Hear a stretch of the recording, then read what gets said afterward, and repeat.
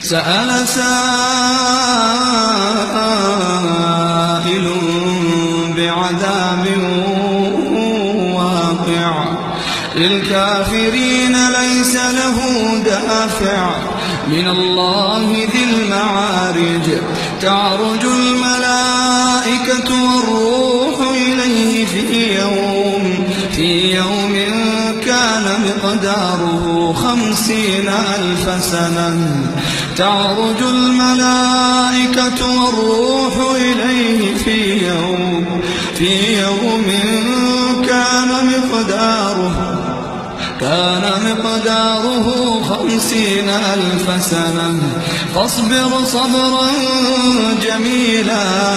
إنهم يرونه بعيدا ونراه قريبا يوم تكون السماء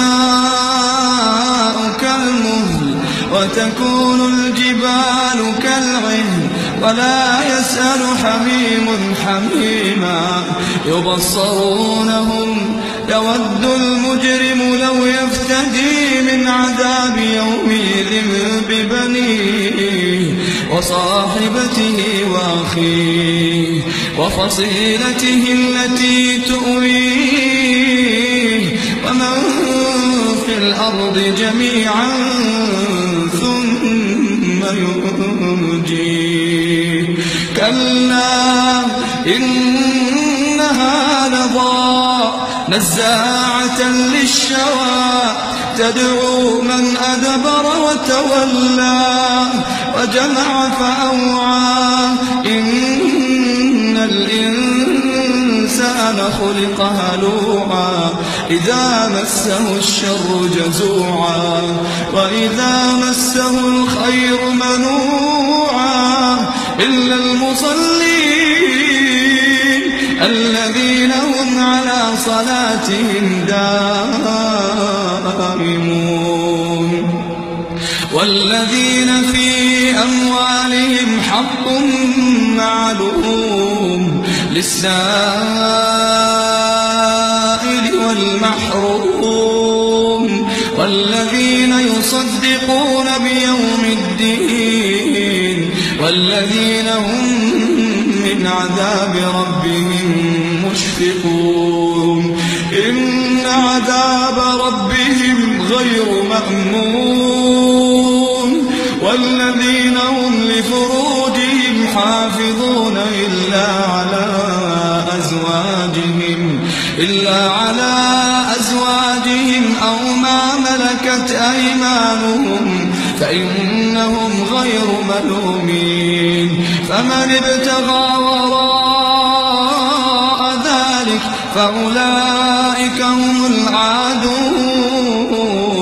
والذين هم لأماناتهم وعهدهم راعون والذين هم بشهاداتهم قائمون والذين هم على صلاتهم يحافظون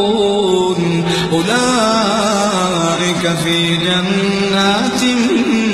مكرمون فما للذين كفروا قبلك مهطعين عن اليمين وعن الشمال عزين أيطمع كل امرئ منهم أن يدخل جنة نعيم كلا إنا خلقناهم مما يعلمون فلا أقسم برب المشارق والمغارب إنا لقادرون على أن نبدل خيرا منهم وما نحن بمسبوقين فذرهم يخوضوا ويلعبوا حتى يلاقوا يومهم الذي يوعدون يوم يخرجون من الأجداث سراعا كأنهم إلى نصب يوفضون خاشعة أبصارهم ترهقهم ذلة ذلك اليوم الذي كانوا يوعدون.